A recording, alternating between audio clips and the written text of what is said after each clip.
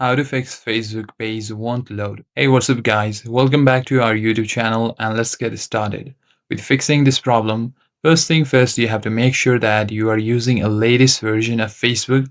So head over to your Play Store and then type in Facebook. Search for Facebook. Here, if your application shows update, tap on update and update your app. If it shows open, that means it is already up to date. So leave this as it is and close the app. Now, what you're going to do is hold on to the Facebook app for some time. Now, tap on the I option. Now, scroll down a bit and tap on storage. Now, what you want to do is tap on clear cache. If you also remember your credential, then you may also tap on clear data. And now go back. Now, tap on set as default. Make sure to toggle this button.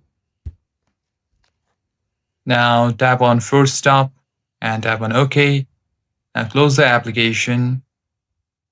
Once you do all this, you have to restart your device, open your Facebook, and then this shall work. That is all for today, guys. Thank you all for watching. If that helped you in any ways, don't forget to like, share, and subscribe.